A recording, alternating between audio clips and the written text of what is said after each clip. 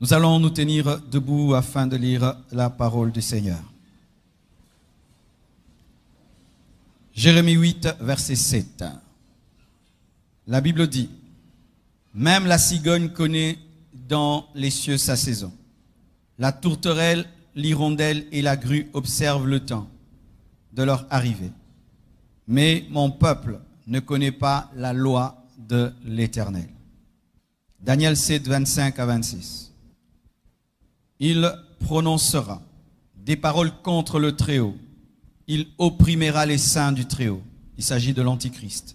Et il espérera changer les temps et la loi.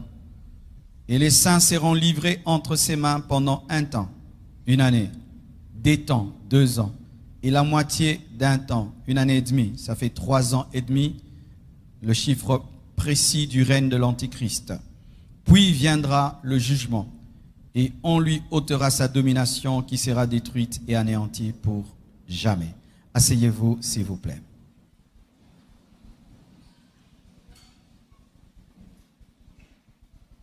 Aujourd'hui, nous allons débuter un long enseignement qui pourra prendre 1 mois, 2 mois, 3 mois, tout dépend de quand et comment nous saurons achever cette matière.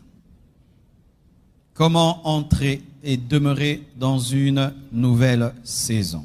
Dis à ton voisin, comment entrer et demeurer dans une nouvelle saison? Amen.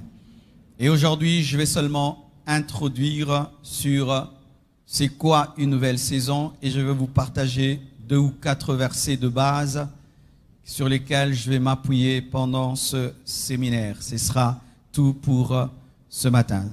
C'est ce qui m'a poussé à déborder. Amen. J'avais trop de choses à dire au premier culte que je n'ai pas pu finir en 1 heure. Veuillez m'excuser. Lorsque nous lisons Jérémie 8, verset 7, il y a comme une claque de Dieu sur l'homme. Vous savez, lorsque l'homme ne comprend pas Dieu, Dieu emploie des exemples pour le réveiller. Et des fois, il utilise des exemples qui peuvent l'énerver et le mettre en colère. Ce sont ces versets dans lesquels Dieu te dit « Paresseux, va vers la fourmi ». Ça, c'est une claque. Comment Dieu peut te dire d'aller vers la fourmi pour apprendre à travailler? Mais lorsque Dieu sent que l'homme n'arrive pas à comprendre les principes éternels et les choses très élevées, Dieu est obligé de se rabaisser et d'enseigner à l'homme, créé à son image, à sa ressemblance au travers des animaux, des insectes et des oiseaux. Et là, Dieu utilise l'hirondelle, la cigogne, qui est un oiseau. Et il dit que la cigogne connaît dans les cieux sa saison. La cigogne a la connaissance de sa saison. Et le fait que la cigogne connaît sa saison, la tourterelle, l'hirondelle et la grue observent le temps de leur arrivée. C'est-à-dire que Dieu utilise ces animaux qui ont une connaissance du temps sur le plan naturel afin d'enseigner à l'homme le temps sur le plan spirituel. Mais quelque chose est comme contradictoire dans ce texte. On ne dit pas ceci. Même la cigogne connaît dans les cieux sa saison. La tourterelle, l'hirondelle et la grue observent le temps de leur arrivée. Mais mon peuple ne connaît pas son temps ou sa saison. On ne dit pas ça. Mais on dit, mais mon peuple ne connaît pas la loi de l'Éternel, ne connaît pas la parole de l'Éternel, ne connaît pas la pensée de l'Éternel.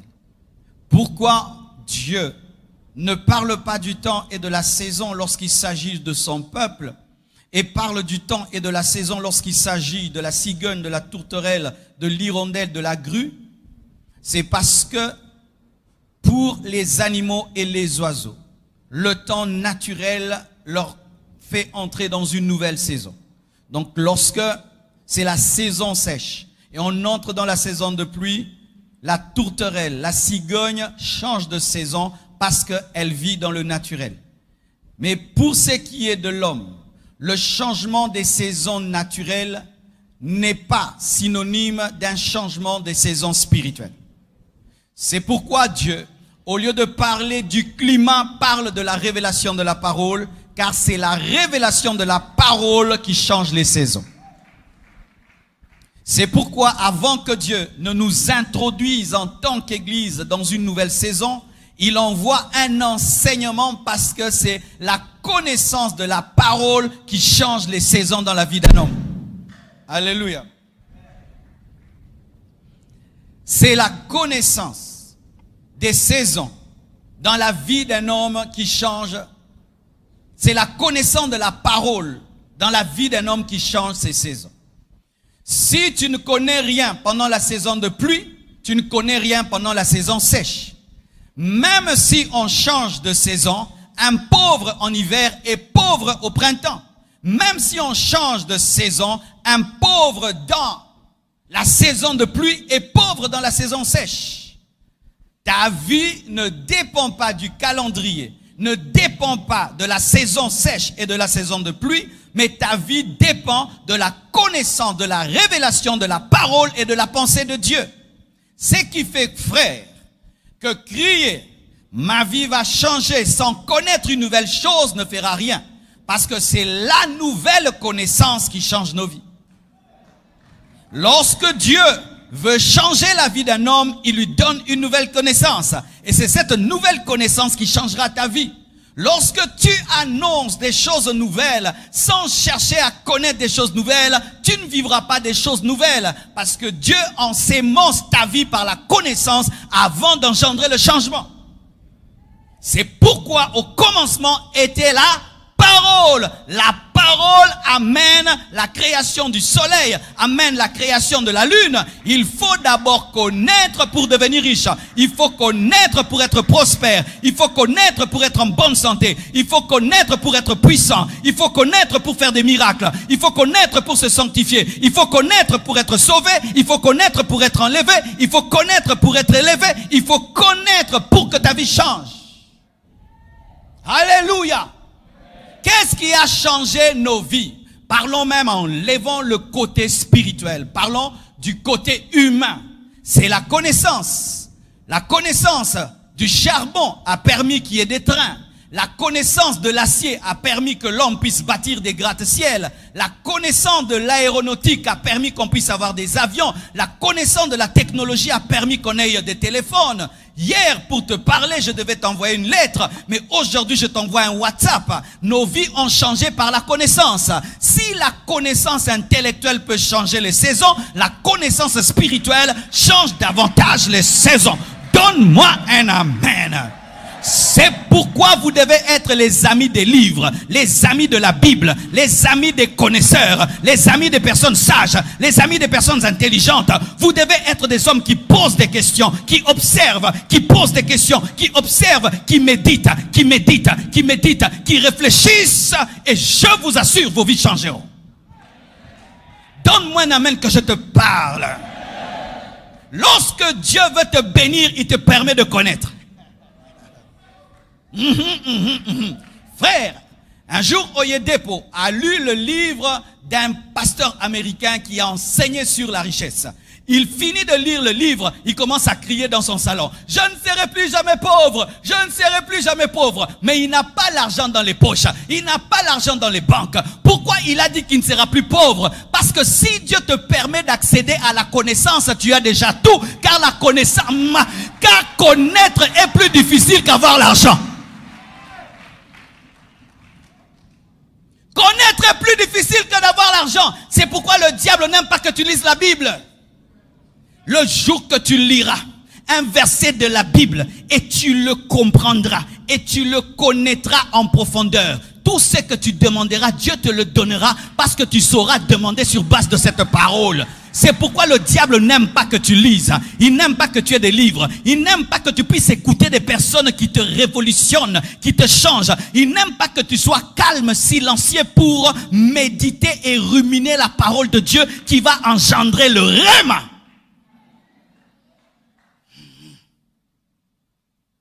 Frères, sœurs, une connaissance va t'être donnée ce matin. Si tu la saisis, ta vie change. Si tu l'as saisi, ta vie change. Je suis venu annoncer des modifications. des bouleversements, des transformations, des révolutions. Certaines paroles que je vais dire vont t'énerver.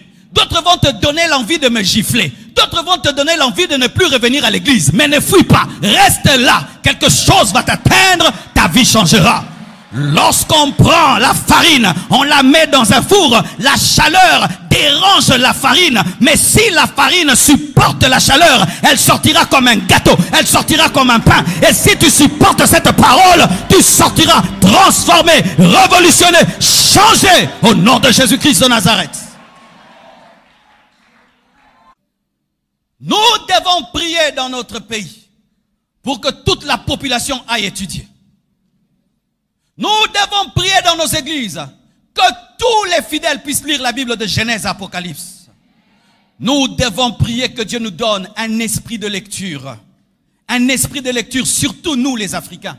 Il y a une insulte contre notre peuple. On dit si tu veux cacher quelque chose à un Africain, mets-le dans le livre. Frère, ça c'est une malédiction. Qu'est-ce qui nous bénit? C'est un livre. La Bible, c'est un livre. Donc, on veut dire quoi? Que les Africains ne lisent même pas la Bible, même s'ils prient.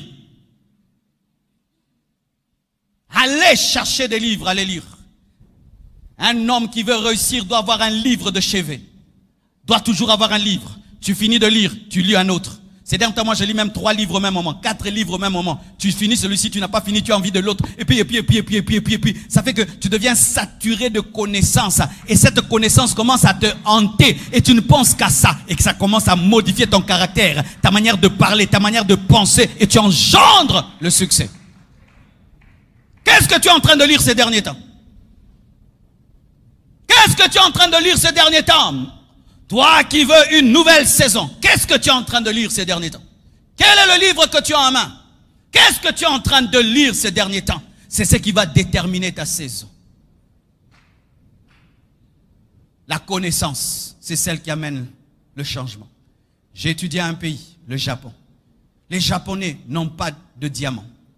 Ils n'ont pas l'or. Ils n'ont pas le pétrole. Ils ont l'intelligence. Ils font des voitures qui sont en train de rivaliser avec les voitures des Américains. L'intelligence et la connaissance. Lorsque Dieu te donne la connaissance, tu es riche. Lorsque Dieu te donne la connaissance, tu es riche. Cherchez à connaître, et à connaître, et à connaître, et à connaître, et à connaître, et vos vies seront changées. Deuxième chose, sachez ceci, que le maître des temps et des circonstances, c'est Dieu. Et donc, tu ne peux pas changer ta vie toi-même. Ou tu ne peux pas quitter une saison pour une autre par ta propre décision. La Bible nous présente l'Antichrist qui, la Bible dit, il espérera changer le temps. Il espérera changer la parole, mais il sera anéanti. Tu ne peux pas décider de changer ta vie sur base de tes propres principes. Pour que tu changes ta vie, tu dois appliquer les principes de Dieu. Tout changement qui est en dehors de la parole de Dieu n'est pas un changement, mais c'est une malédiction.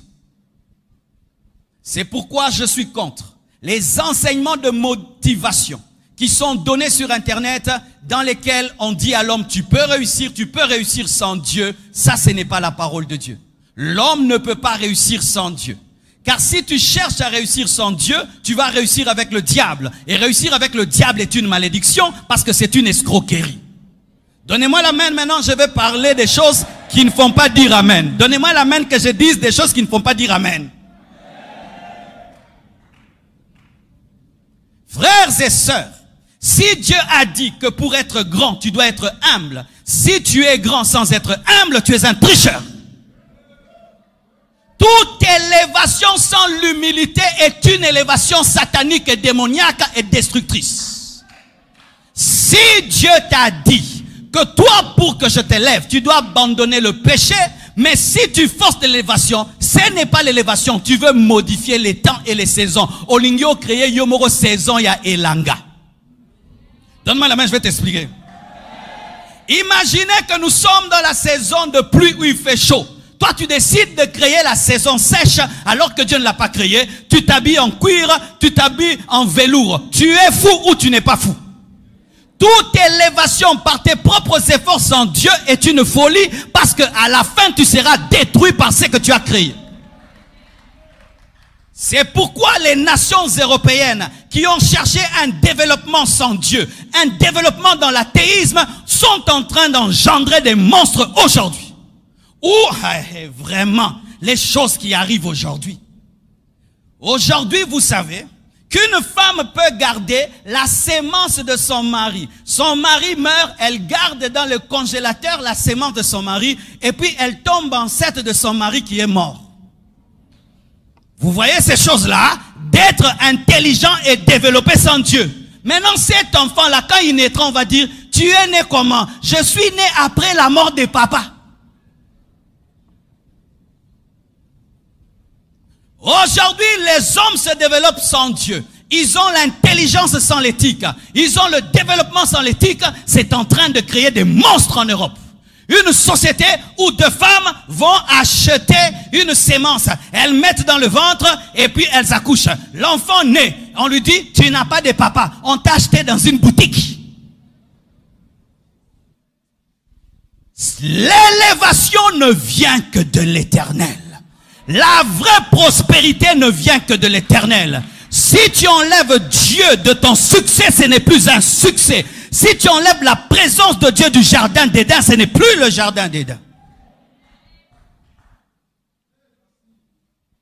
C'est pourquoi, mes frères et sœurs, nous ne devons pas chercher à réussir sans que le Dieu du succès soit avec nous. Je refuse la bénédiction sans le bénisseur. Je refuse l'élévation sans celui qui élève. Je refuse la puissance sans celui qui oint. Je refuse d'être le diable. Car le diable est puissant sans être en communion avec le Dieu qui l'a rendu puissant. Ne forcez jamais l'élévation. Dieu te dit sois patient, sois patient. Ne fais pas l'auto-élévation, l'auto-promotion. Tu ne peux te tenir toi-même pendant longtemps, tu craqueras. Toute élévation qui est forcée est fatigante. Mais l'élévation qui vient de Dieu est reposante, c'est pourquoi tu peux y demeurer. L'Antichrist voudra changer les temps et les lois. Est-ce qu'il va y arriver? Après 3 ans et demi, il sera jeté en enfer. Et Dieu va lui démontrer que c'est lui le patron. Dieu est le patron. Alléluia. Dieu est le patron. Ne mentez pas pour réussir. Alléluia. Ne trichez pas pour réussir. Ne mentez pas pour réussir. Ne sortez pas avec des femmes d'autrui pour avoir l'argent. Ne touchez pas aux fétiches pour avoir l'argent. Ne tuez pas les autres pour avoir l'argent. Restez patient. Soyez intègres. Soyez consacrés. Soyez intègres. Soyez consacrés. Dieu bénit, Dieu rend riche. Tu n'as pas besoin de voler pour être riche. Tu n'as pas besoin de vendre tes enfants pour être riche. Tu n'as pas besoin de détruire les autres pour être riche. Tu n'as pas besoin de pécher pour être riche. Tu n'en as pas besoin. Connais la parole, pratique la parole, vis la parole, attends l'accomplissement de la parole. Troisième chose, dans la vie d'un véritable chrétien, d'un vrai enfant de Dieu, il y a toujours après cela. Dieu te donne sa parole et tu ne peux être élevé par sa parole. Et si tu es dans sa parole, même si tu traverses des moments de vinaigre, il y aura aussi le temps où tu diras tout est accompli. La Bible dit, Jésus dit, après avoir bu le vinaigre, tout est accompli. Il y a un temps d'amertume, ça arrive à tout le monde. Un temps de souffrance, ça arrive à tout le monde. Un temps de pleurs, ça arrive à tout le monde. Si tu ne souffres pas physiquement, tu vas souffrir spirituellement. Si tu ne souffres pas spirituellement, psychiquement, on souffre toujours d'une manière. Mais il y a toujours quelque chose qui arrive. On finit par passer à autre chose. Le désert n'est jamais éternel. Il y a toujours Canaan. L'Égypte n'est jamais éternelle. Il y a toujours Canaan. Tu ne vas pas pleurer toute ta vie. Tu ne vas pas attendre toute ta vie. Tu ne vas pas souffrir toute ta vie. Oh, je suis très sérieux. Oh, certains, tu ne vas pas travailler chez quelqu'un toute ta vie. Un jour, tu vas être le patron de toi-même. Tu ne vas pas étudier toute ta vie. Un jour, tu seras professeur. Alléluia. Un jour tu seras chef de quartier. Un jour tu seras ministre, bourgmestre. Un jour tu auras 10 000. Un jour 1 million. Un jour des milliards. Oui, moi je le crois. Un jour tu auras une petite église. Et puis 100 membres. Et puis 200. Et puis 10 000. Et puis 20 000. Un jour tu vas prier. Les morts vont ressusciter aussi. Un jour tu vas prier. Les paralytiques vont marcher. Un jour aussi, il y a toujours l'après cela. Après le désert, il y a Canaan. Il y a Canaan. Il y a Canaan. Dieu a des projets de bonheur pour toi. Une nouvelle saison arrive. Une nouvelle saison arrive dans cette église. Une nouvelle saison arrive dans ma vie. Une nouvelle saison arrive dans ta vie. Prépare-toi. Quand nous sentons que la pluie va tomber, même si elle ne tombe pas, qu'est-ce qu'on fait? On prend le parapluie. Prends le parapluie spirituel. Prends l'imperméable. Et si on te dit, mais nous ne voyons pas la pluie. Non, moi j'ai la météo du ciel. J'ai la météo céleste. Je suis en train de sentir que ma bénédiction arrive. Je suis en train de sentir que mon élévation arrive. C'est pourquoi je commence à me placer sur la trajectoire de ma vie. Je me place sur la trajectoire de ma vie. Parce que je sens que bientôt, très bientôt, je vais entrer dans des nouvelles sphères. Je vais entrer dans des choses nouvelles. C'est pourquoi je me prépare maintenant. Pour ne pas me préparer quand je ne peux plus me préparer. Donne-moi une amen. Ceux qui lisent la météo, surtout en Europe, tu vas voir, tu entres dans sa voiture, il a un parapluie, il a un manteau, mais il n'y a pas la pluie. Tu dis, mais pourquoi tu as le parapluie? Non, j'ai lu la météo le matin, on a dit qu'à 13h il y aura la pluie, c'est pourquoi je me prépare en conséquence. Et lorsque tu es en intimité avec le Saint-Esprit, tu deviens le prophète de toi-même. Et il va te dire, fais très attention, cette année ta vie va changer. Mais tu cesseras au travers des anglophones. Commence à étudier l'anglais. Tu commences à étudier l'anglais. Mais on te dit, pourquoi tu étudies l'anglais? Tu ne connais aucun anglophone. Non, j'ai lu la météo spirituelle. J'ai lu que dans ma saison, il y aura l'anglais. Et je commence, et je vais à des Young Leader School. Je commence à étudier l'anglais. Tu te moques de moi, mais moi j'ai déjà eu, alléluia, la lecture de la météo céleste. Prépare-toi maintenant, parce que ce qui arrive demain ne te donnera pas le temps de te préparer. Prépare-toi maintenant. Si tu le crois, tu dois déjà manger en fonction de ton futur et te préparer en fonction de ton futur. Si tu crois que c'est Pharaon que tu vas rencontrer, rase-toi. Si tu crois que c'est Pharaon que tu vas rencontrer, jette l'habit de l'esclave et du prisonnier. Si tu crois que ta vie va changer, change de langage, change d'attitude, forme-toi, étudie, travaille ton caractère, change. Si tu crois que ta vie va changer, change. Si tu crois que ta vie va changer, change. J'ai dit quelque chose de fort. Si tu crois que ta vie va changer, change. Si tu crois qu'il y aura la pluie, prends le parapluie. Mes frères et sœurs, je sens sur le plan spirituel quelque chose de grand qui va venir au milieu de nous. Quelque chose de grand. Et Dieu nous envoie la connaissance pour nous préparer à la saison. Parce que nous ne sommes pas des hirondelles.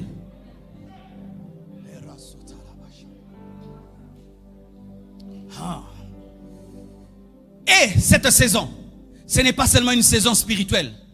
Ce n'est pas seulement une saison qui va te faire parler en langue. Non, tu auras l'argent.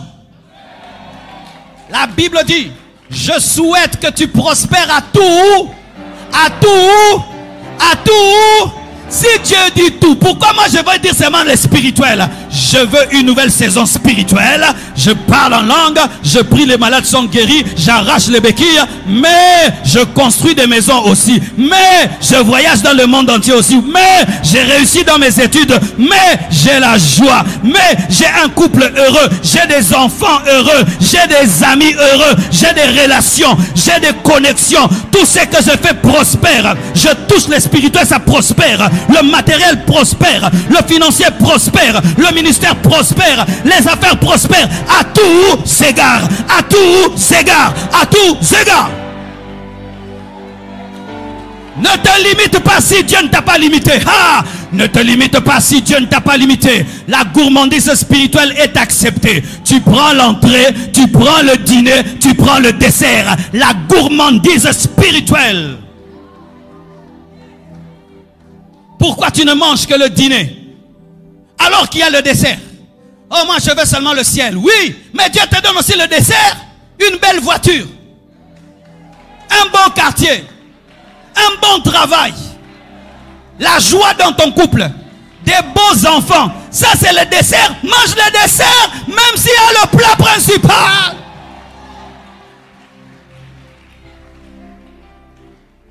Je ne veux pas seulement l'argent. Je veux aussi, je prie pour un malade, il est guéri. Je prêche, il y a l'onction. Je refuse d'être un pasteur qui a l'argent, mais qui ne prêche pas bien. Ah, non, non, non, non, non, non, non, non, non. Tu gares une belle voiture, tu es bien habillé. Pas le feu. Équilibre. Équilibre. Il est possible que tu sois Daniel, mais tu as aussi des prophéties. Ministre, prophète, ministre, prophète, ministre, prophète, ministre, prophète, ministre, prophète. Tu peux être David, adorateur roi, adorateur roi, adorateur roi, roi, prophète, adorateur, roi, prophète, adorateur. Il est même entré dans la dimension de la sacrificature parce qu'il a touché le pain, mais il n'a pas été tué.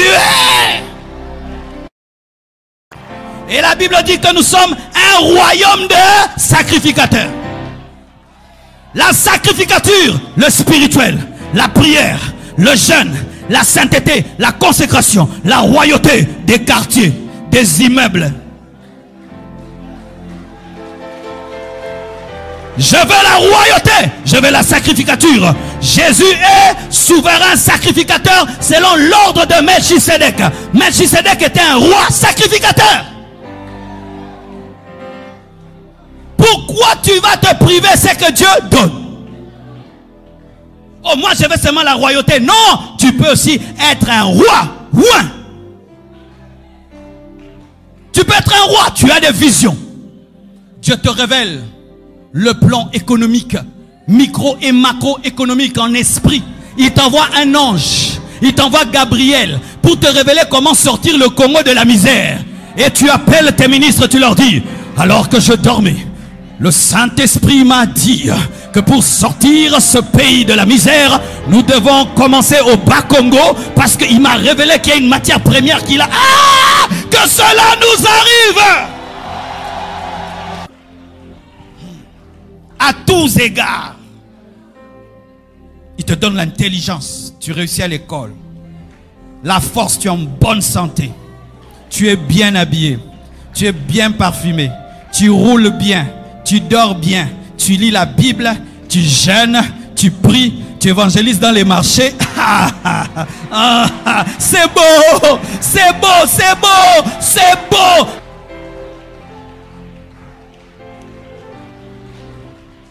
Ces derniers temps, j'observe beaucoup la nature et je me suis rendu compte que nous les hommes, on a un problème avec Dieu.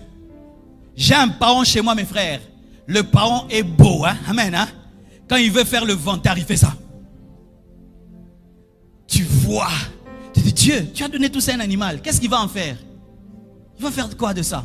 Tu vois les poils du paon et le tissu de ta veste. Paon à liéo.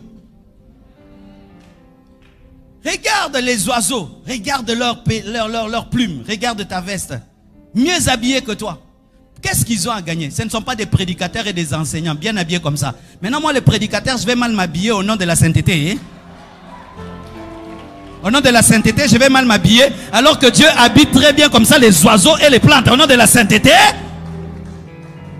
c'est toi-même qui détruis ta vie au niveau de ta pensée. La pensée, le blocage, c'est la pensée. La nouvelle saison commence à l'intérieur, ensuite elle sort. C'est pourquoi Dieu amène d'abord un renouvellement de l'intelligence avant de t'amener dans une nouvelle saison.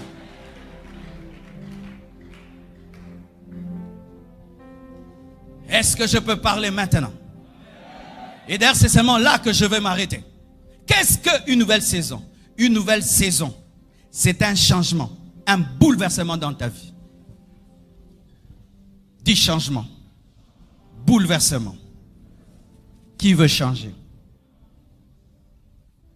Alors je vais poser une question qui va te déranger peut-être. Qui peut dire sincèrement sans mentir qu'il est un succès? Que sa vie est un succès? Lève la main. Ne mens pas. Hein? Lève la main si tu peux regarder ta vie et tu dis ma vie est un succès. Quelques mains seulement. Que Dieu te bénisse pour ta sincérité. Mais ce n'est pas normal qu'un chrétien, tu échoues à l'école, on te chasse de la maison, tu es malade, tout ce que tu fais échoue. Ce n'est pas normal que toi tu échoues partout. Ce n'est pas la volonté de Dieu. C'est un mauvais signe. Comment toi tu es l'enfant de Dieu, toi tu échoues partout. À l'école, tu ne réussis pas. Dans les affaires, tu ne réussis pas. Même la santé, tu ne réussis pas. Tu n'as pas aussi d'amis. Tu es un échec.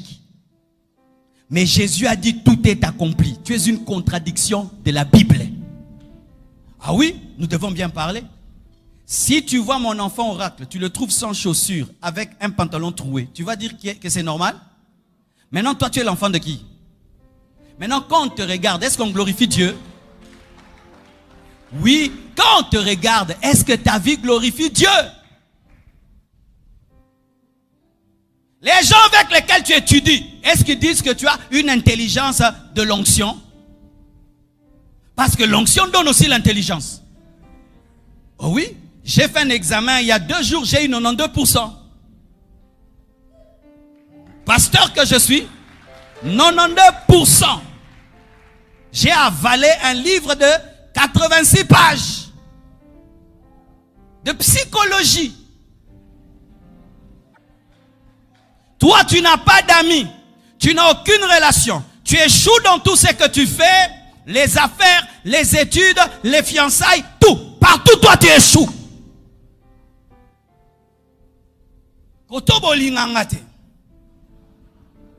Mais oui, explique-moi comment tu échoues partout. Ah oui, expliquez-moi comment vous échouez partout en ayant le Saint-Esprit, en ayant des anges, en ayant Jésus dans vos vies. Expliquez-moi comment vous échouez partout.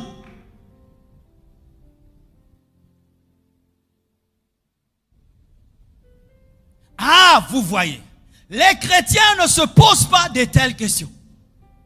Il trouve que s'il se pose une telle question, il est en train de douter de la puissance de Dieu. Alors que Dieu veut que tu te poses cette question parce que c'est la question qu'il te pose. Si je te donne 10 000 $, après 3 mois je reviens, je te trouve à pied, pauvre, n'est-ce pas que je vais te poser la question, comment tu échoues toujours, n'est-ce pas? Mais Dieu t'a donné plus que 10 000 $. Il t'a donné le Saint-Esprit. Le conseiller qui est le plus grand au monde. Mais malgré le Saint-Esprit conseiller, tu es un échec.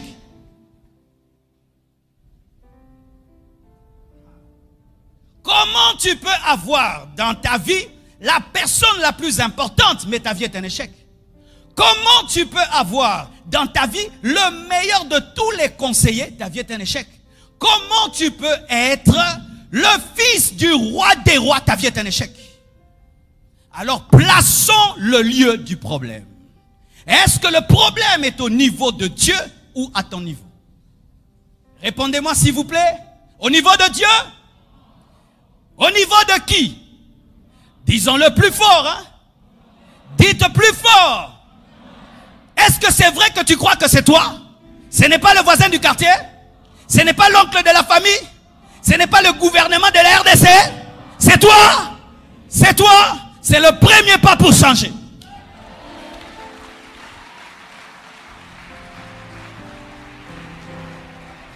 Le premier pas pour changer, c'est dire c'est moi qui suis le problème. Si on te donne un vêtement et tu ne le portes pas, le vêtement n'a pas de problème. C'est toi qui ne l'as pas porté. Et Dieu nous a donné le succès, mais nous ne le portons pas. Pourquoi? Nous voulons mettre les pieds là où on met les mains. Donne-moi la main que je te parle. Donne-moi la main que je te parle. Arrêtez d'accuser les autres. Vous êtes les auteurs de vos échecs. Arrêtez d'accuser vos parents. Il y a des gens qui, sans parents, ont réussi. Arrêtez d'accuser vos beautés. Je ne suis pas belle. Il y a des gens qui n'ont pas de pieds et des mains qui font des grandes choses. Arrêtez d'accuser votre peau noire. Il y a des gens plus noirs que vous qui sont multimillionnaires. Arrêtez d'accuser le Congo. Il y a des gens au Congo qui réussissent. C'est toi le problème. C'est toi le problème. C'est toi le problème. Une nouvelle saison est un changement, mes frères. Et regardez déjà, quand c'est l'automne, ça change. Quand c'est le printemps, ça change. L'hiver, ça change. J'aimais avoir un calendrier avant, on montrait la nature, comment elle suit les saisons. Quand c'est l'hiver, tout est blanc. Quand c'est l'automne, les feuilles tombent, je crois. Printemps, j'ai oublié tout. L'été, il y a le soleil. Il y a des changements. Il ne peut pas avoir de changement dans ta vie. Il ne peut pas avoir de nouvelles saisons sans changement. Et pour qu'il y ait changement dans ta vie, c'est toi qui dois changer pour qu'il y ait changement.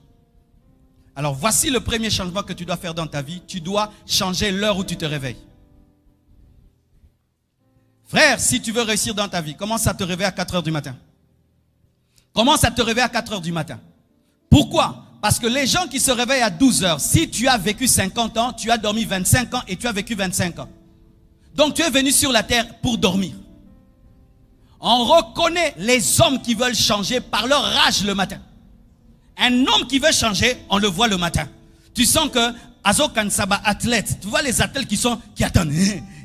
Quelqu'un qui veut changer, tu vois le matin déjà. Tu sais,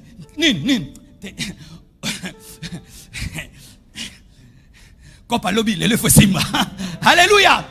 Qui d'entre vous, hier tu as échoué une affaire, mais tu ne dors pas, tu attends le matin. Qui fait ça? Qui fait ça? Hier tu avais une affaire et maintenant ça n'a pas marché. Tu attends le matin. Tu attends le matin. Qui a déjà pris un avion? Tu ne dors pas. Tu attends le matin. Qui? Quand il y a un esprit de changement, il y a toujours un réveil matinal. Je peux connaître qui tu seras par ta manière de te réveiller.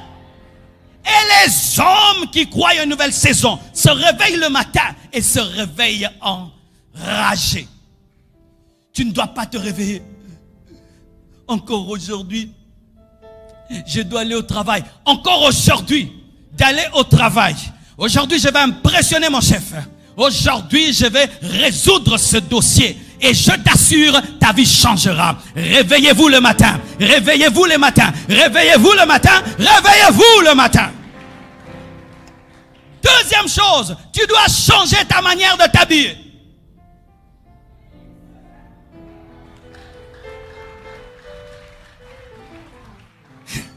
Si tu vas à l'hôpital et tu trouves le grand médecin qui a eu un doctorat aux États-Unis en robe rouge pour t'opérer,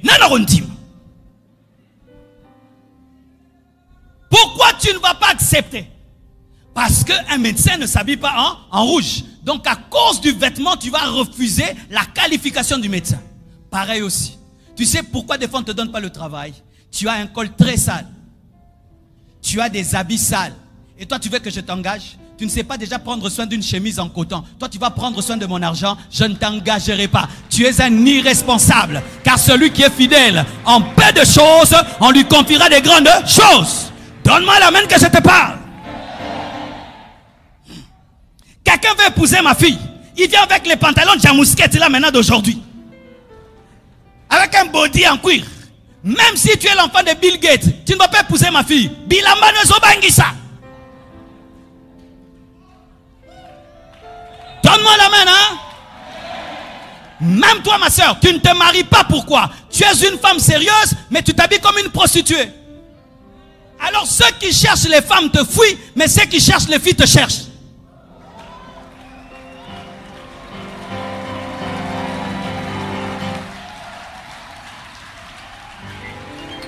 Moutazo Luka mère a parlé à Luka Rabasiba, là t'as bien. Moutazo Luka moi si a fait à Luka Rabafi. En français, celui qui cherche la maman de parler.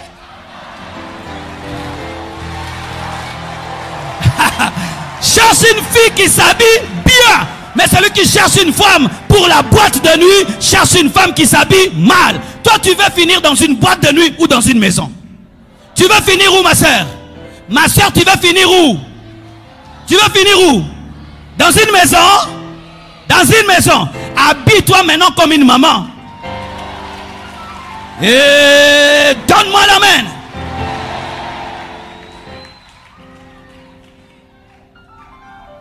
Je vous dis la vérité. Vous voyez une femme qui s'habille comme ça, moi je la respecte beaucoup. Ça prouve qu'elle est sûre d'elle. Elle est sûre de sa beauté. Elle n'a pas besoin de montrer quelque chose. Elle sait qu'elle est belle. Mais celles qui montrent sont des tricheuses. Parce que tout le monde peut montrer. Mais ce n'est pas tout le monde qui peut cacher.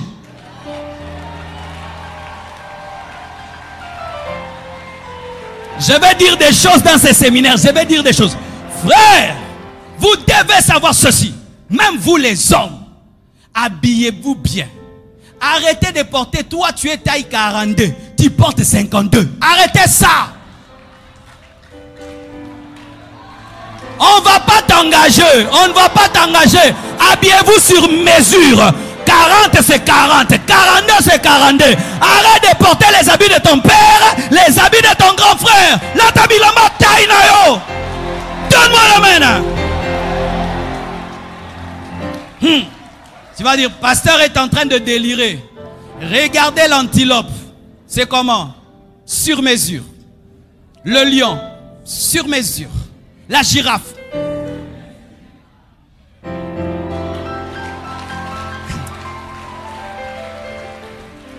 Imaginez un jour, je viens vous prêcher. Ma veste arrive ici. Mon pantalon arrive ici ou ici. Ma veste est là, jusqu'ici. Ma chemise là, là-bas. Je dis, frères et sœurs. Vrai ou faux? Vrai ou faux? Même Jésus, le jour qui viendra te prendre, sera habillé. Une robe en lin, ceinture en or. Pourquoi? Parce que l'extérieur compte aussi. Imagine Jésus vient nous enlever habillés en noir. L'enlèvement. Nous tous ici, quand nous pensons à l'enlèvement, nous voyons Jésus en quoi? En noir. Maintenant,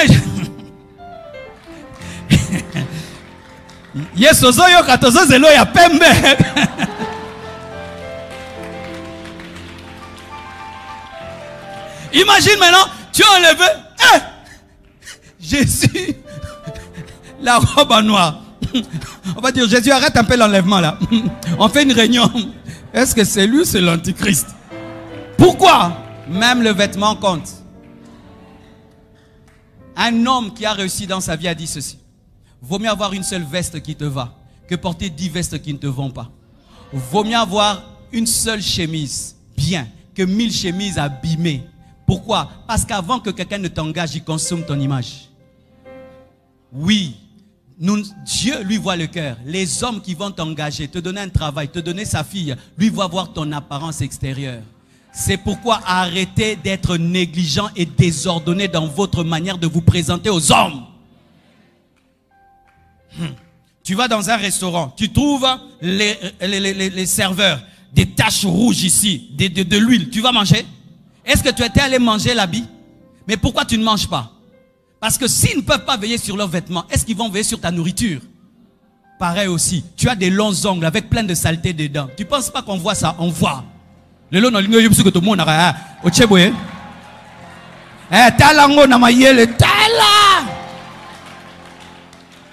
Comment toi tu ne l'as pas tes doigts? Qu'est-ce que tu as? Tu veux de nos gens le corona? Tu as des ongles sales. C'est quoi des ongles sales? Tu as des ongles sales. Moi je vais t'engager dans mon restaurant. Ça montre que si tu ne peux pas laver tes ongles, donc il y a beaucoup de choses que tu ne laves pas. Donne-moi la main, je vais parler. Parce que quelqu'un qui se lave la tête, s'il y a la saleté dans les ongles, ça part aussi directement, non? Et certains hommes, vous avez des longs ongles ici, vraiment. Vous coupez tout, ici vous laissez.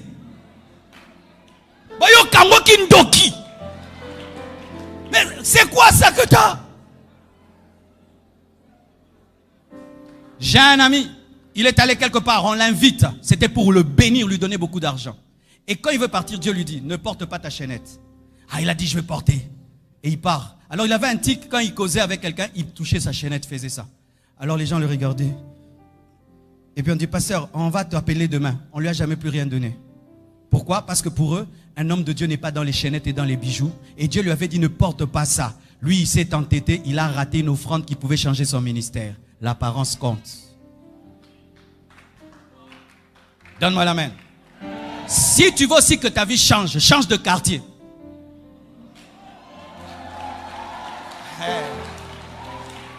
Vous allez dire, pasteur, tu délires. Moi, j'ai quitté Lemba, je suis venu à Limete. J'ai recommencé le ministère à zéro. Dieu m'a dit, mets l'église dans un endroit où tu prêches et tout le monde connaît. Je suis venu. Ton problème, c'est quoi? C'est que tu aimes tellement ton quartier d'enfance, mais le quartier de ton enfance ne t'aime plus.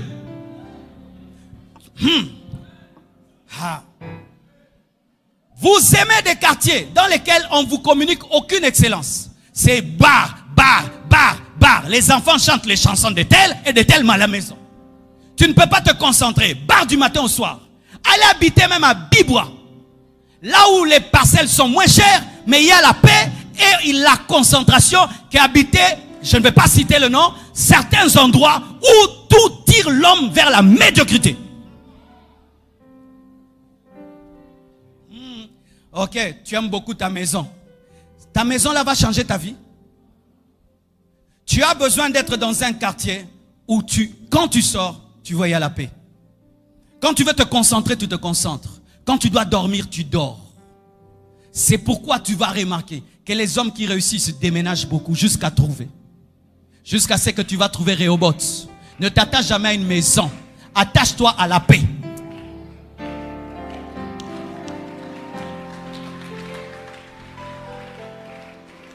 Il y a des gens, il achète une maison, il veut l'habiter. Dieu lui dit, tu n'habites pas ici, il y a du bruit. Il laisse. Il achète une autre maison, il y a du bruit. Il préfère louer quelque part pour être dans un endroit où il peut se concentrer, être à côté de son travail.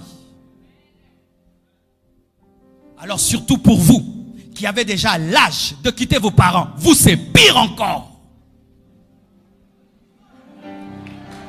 Oui. Mais oui, frère.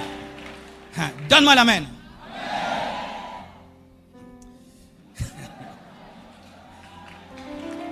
Je veux vous démontrer cela.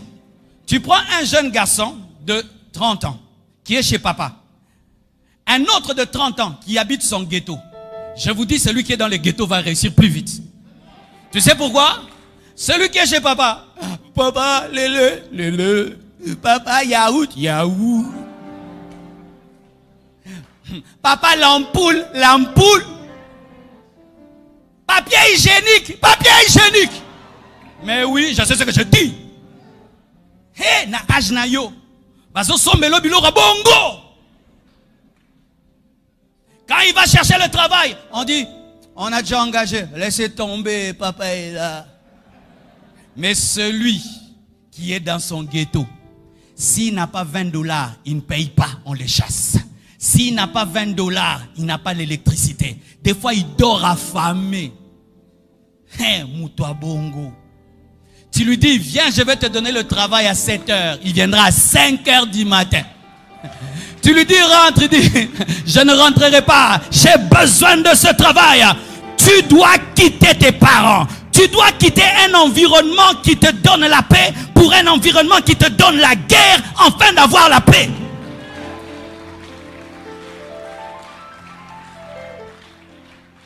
Si tu restes dans la barque appelée la maison de tes parents, tu ne vivras pas une nouvelle saison. Va dans un ghetto où on appelle entrée couchée.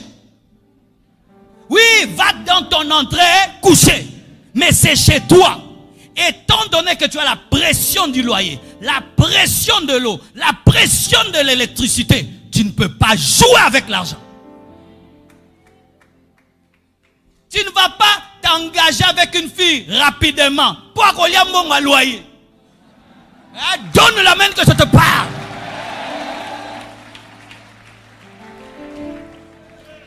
Mais si tu es chez tes parents, tu vas t'engager. Parce que tu peux dépenser, papa va payer. Mais là, tu vas dire non. Je dois encore élever mon capital. Je dois encore investir. Oh,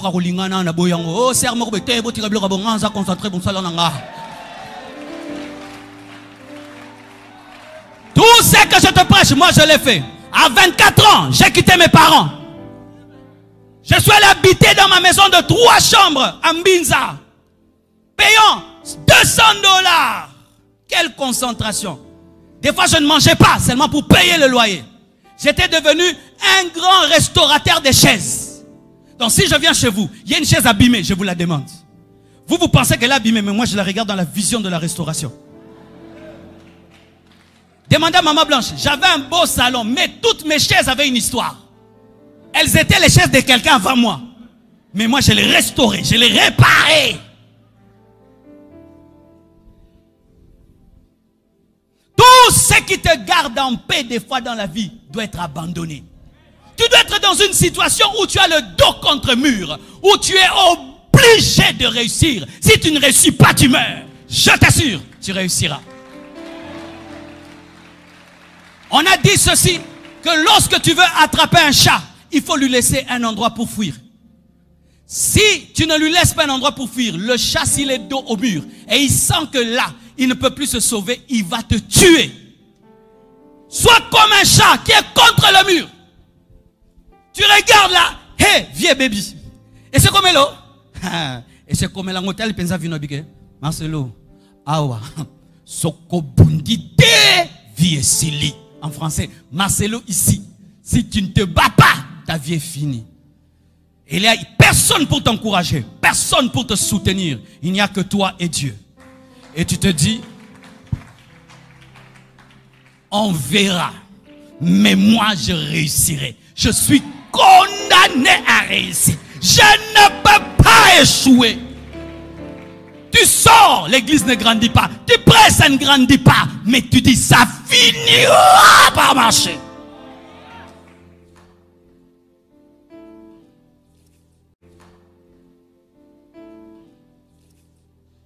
Je vais vous montrer quelque chose en fini.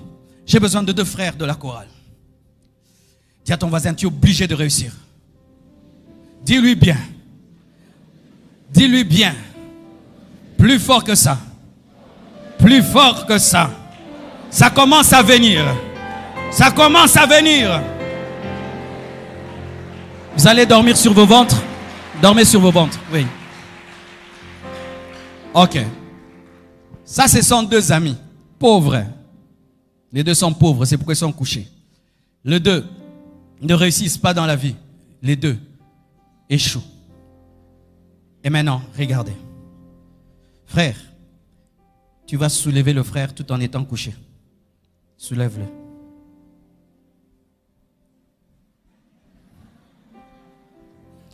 S'il fait ça pendant 5 ans, ça va changer. 10 ans, ça va changer. 50 ans, ça va changer. C'est ce que tu fais aussi. Tu négliges tes études. Tu ne cherches pas l'argent. Tu ne travailles pas l'excellence. Tu ne travailles rien. Je vais changer ma famille. Cette église, nous allons la construire. Nous construirons ces pays. Nous allons les changer. C'est ce que tu fais. Quelqu'un qui est couché ne relève pas l'autre. Il faut te tenir debout pour que l'autre puisse être relevé par ta force. Un pauvre n'est pas un pauvre. Un malade n'est pas un malade. Il faut que tu sois riche pour aider le pauvre. Tu fais des orphelinats, tu construis des choses, mais tu dois réussir. Un homme par terre n'aide pas un homme par terre. Aujourd'hui, au nom de la sainteté, les chrétiens négligent de réussir dans la vie. Mais à la fois, ils disent qu'ils vont soutenir l'œuvre de Dieu. Tu vas nous soutenir comment? Tu vas construire l'église comment? Tu veux. Mais tu n'as pas.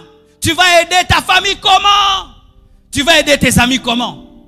Si vous ne savez pas, en négligeant vos vies, vous négligez la vie des autres. En négligeant ta vie, tu négliges la vie de ta famille, de ton église et de ton pays. La vie de tes enfants. Combien des enfants aujourd'hui souffrent parce que leurs parents étaient négligents? Papa, il a l'argent, il n'a pas géré. Et il est par terre, les enfants ne vont pas à l'école. La faute, il est par terre, mais il veut que les enfants étudient. Comment les enfants vont étudier? Tu as perdu ton travail. Comment les enfants vont étudier? Tu es paresseux. Comment les enfants vont étudier? Tu es peureux. Comment ils vont étudier? Vous deux maintenant, asseyez-vous.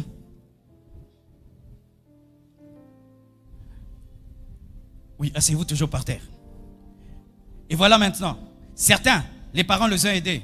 Papa t'a fait étudier. Et puis, tu as fini tes études. Et maman t'a fait étudier. Mais tu es toujours par terre. Ce n'est pas parce que tu as la licence que tu es devenu riche. Donne-moi la main un peu, je vais un peu te rappeler ça. Parce qu'au Congo, les gens sont orgueilleux des diplômes. Le diplôme paye les loyers. Hein? On va te laisser que tu épouses une femme parce que tu es licencié. Quand tu présentes ta licence à l'hôtel, tu dors là-bas. Quand tu vas présenter ta licence, on va te donner une voiture. Que je présente vos licences, on va construire avec les Chinois. Je suis licencieux. PhD. C'est pas parce que tu es PhD que tu es une grande église. Hein? Homme de Dieu. Certains hommes de Dieu aussi. J'ai un doctorat en grec, doctorat en ceci. Avoir le doctorat, ce n'est pas l'onction, ce n'est pas les miracles et la croissance de l'église. Ce n'est qu'un doctorat. Maintenant, tu as réussi. Depuis que tu as la licence, tu ne cherches pas le travail. Vous êtes là. Oui, tes parents ont payé l'école primaire, l'école maternelle, l'université et tu as fini. Maman est aussi maintenant par terre. Elle a tellement investi dans tes études qu'elle est par terre. Toi aussi tu es par terre. Licencié par terre. Licencié par terre, alléluia. Donne-moi la main. Hein. Doctorant par terre, alléluia. Surtout diplômé par terre. Diplômé par terre. Et qu'est-ce qui nous arrive? Tu vas chercher un travail. Et on te dit, ici on va te payer $300. Quoi? Quoi? T'as vu mon diplôme? T'as vu mon diplôme? Mais tu continues toujours à boire le thé des mamans. Le thé des mamans. T'as pas vu ton diplôme quand tu bois le thé des mamans? Ton diplôme, tu ne le vois que là où on va te donner le travail qui peut changer ta vie. Tu places ton orgueil là où tu dois être humble. T'as pas vu mon diplôme? Une année, t'as pas vu mon diplôme? 2 ans, t'as pas vu mon diplôme? 10 ans, et après ton diplôme devient caduc. Parce qu'il souffre de mise à jour.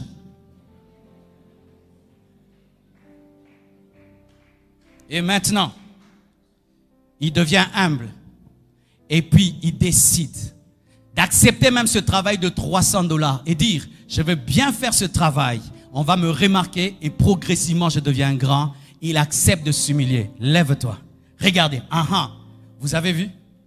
Quand seulement je lui dis, lève-toi, il a changé de position. Comment tu dis que tu veux changer, mais on ne voit aucun changement chez toi? Tu parles toujours de la même manière, tu agis de la même manière, tu as toujours les mêmes habitudes, tu as toujours le même caractère, tu as toujours les mêmes réponses. Tu ne vas pas changer. Lorsqu'un homme veut changer, du coup, il se prépare à faire des choses nouvelles. Pourquoi? Il prépare d'être debout. Et quand tu veux être debout, les mains changent de position. Tiens-toi debout maintenant. N'est-ce pas que ce frère est moins lourd que l'autre, n'est-ce pas? Et ce frère peut taper celui-ci, n'est-ce pas? Mais, lui étant donné qu'il est debout, il peut même transporter quelqu'un qui est plus lourd que lui. Si tu réussis, tu vas aider ton frère, ta soeur, ton père, ta mère, ton quartier. Tiens-le debout. Tiens-le maintenant debout. Ainsi, tu peux soulever les problèmes de ta famille, soulever les problèmes de ton pays. Réussis et tu me feras réussir. Prospère et tu me feras prospérer. Dieu dit à Abraham, je ferai de toi une source de bénédiction. Que Dieu te donne d'être la fierté de tes parents, la fierté de ton pasteur, la fierté de ta famille, la fierté de ta nation. Que Dieu au travers de toi fasse étudier les autres, qu'il puisse donner des loyers aux autres, des logements aux autres, qu'au travers de toi, tu puisses inspirer toute une génération. Donne-moi un amen. Tu n'étudies pas que pour toi, il y a toute une génération derrière toi. Tu ne travailles pas que pour toi, il y a toute une génération derrière toi. Tu n'es pas excellent que pour toi, il y a toute une génération derrière toi. Ton échec, c'est l'échec de ta mère, c'est l'échec de tes frères, c'est l'échec de tes enfants, c'est l'échec de l'église. Un pasteur des pauvres est pauvre. Une église des pauvres est pauvre. Arrêtez de négliger vos vies. Soyez enragés. Jésus est venu dans ce monde avec une rage terrible. En 3 ans de ministère, mes frères, il a servi plus qu'aucun homme dans ce monde. Il a laissé des traces indélébiles, sans électricité, sans internet, sans télévision ni radio. Yesu tozozo à côté, yako sambela non. Jésus ne priait pas, c'est un bosseur. Il ne priait pas seulement, mais c'est un bosseur. Bosser dur.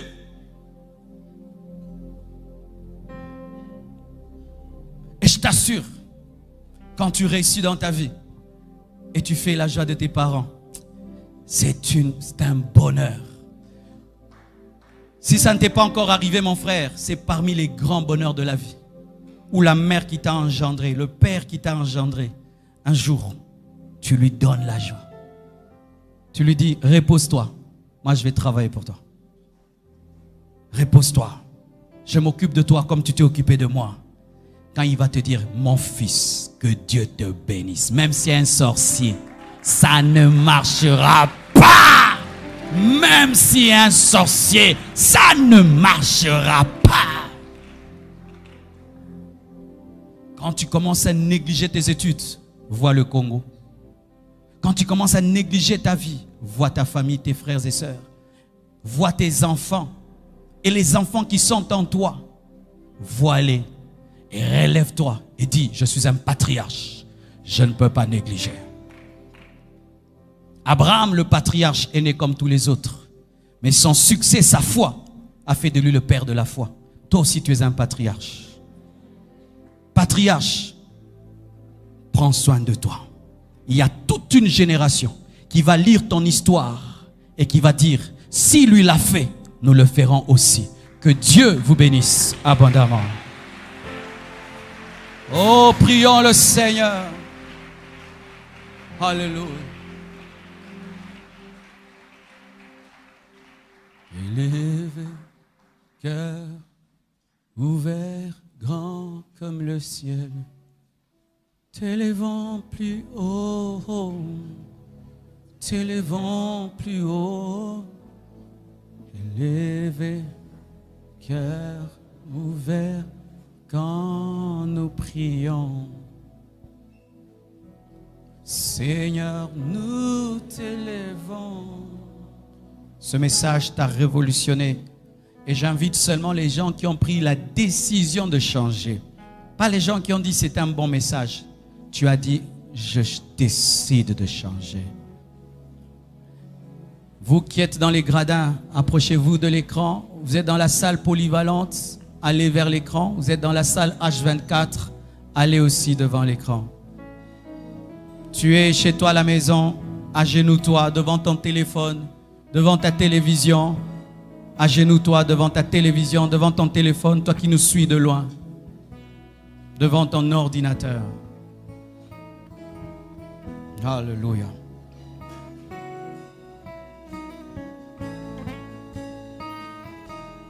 Oh Seigneur, Seigneur, je demande que tu communiques à ton peuple un esprit de révolution, de révolution. On va chanter ce cantique-là, Emmanuel, ta présence. Alléluia.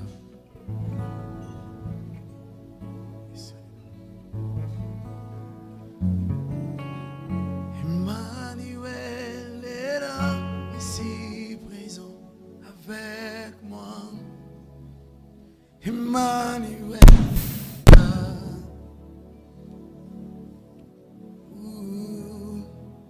Emmanuel est là, ici présent avec moi. Emmanuel est là. Oh, je sais que Emmanuel est là.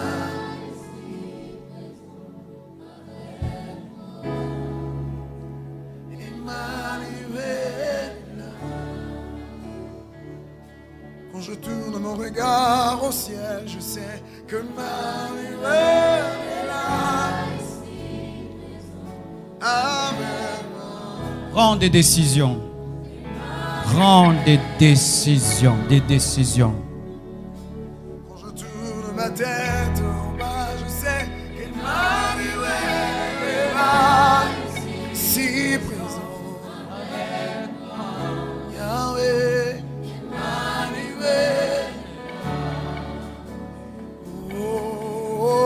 Au ciel, il y a quelqu'un qui entend mes prières. Et là, ici, il change mon histoire. Tel que je suis venu, je ne sortirai pas. Tel que je suis entré, car Emmanuel est là. Il est présent avec Emmanuel.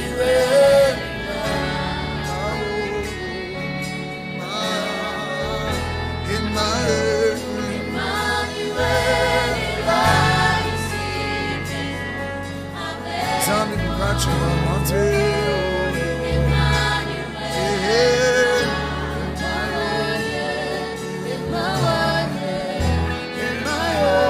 Emmanuel est là, ici présent avec moi. Emmanuel est là. Je sais que tu déchires le ciel pour m'exaucer. Emmanuel est là.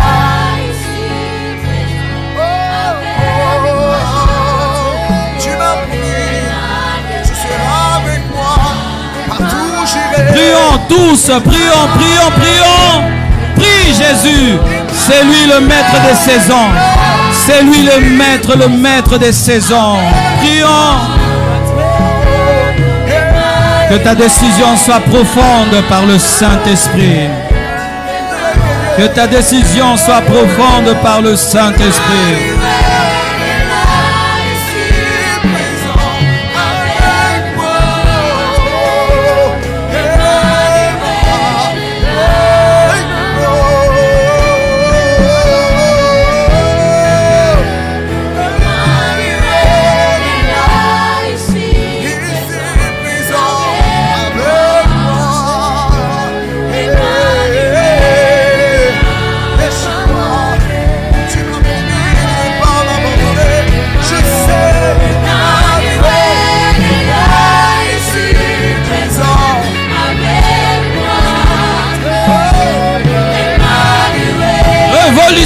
Révolution, révolution spirituelle.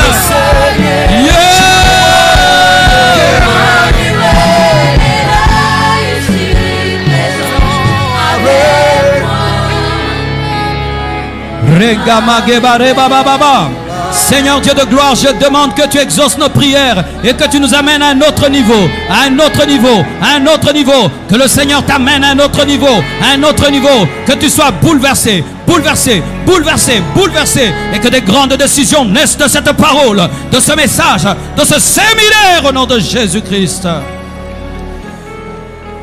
Père, que ce message ne soit pas volé. Que ces décisions soient profondes. Que ces décisions soient réelles, poussées et mues par le Saint-Esprit. Que toute médiocrité quitte nos vies. Que toute paresse quitte nos vies. Que l'orgueil quitte nos vies. Que la distraction quitte nos vies. Oh Père, que mon frère accepte tous les changements que tu lui ordonnes. Tu dois quitter ta zone de confort. Tu dois quitter ta zone de confort pour entrer dans le changement. Que le Seigneur t'aide à te réveiller tôt, à être un lecteur, un homme discipliné, une femme disciplinée, qui te donne la révélation de la parole qui amène la saison. Oh merci Père, pour ce que tu fais, tu vas faire pendant ce séminaire. Je vois des hommes bouleversés, changés, pour engendrer des choses nouvelles. Garde cela. Au nom de Jésus. Vous êtes bénis. Vous êtes bénis. Vous êtes bénis. Acclamons le roi des rois. Oh, Emmanuel est là.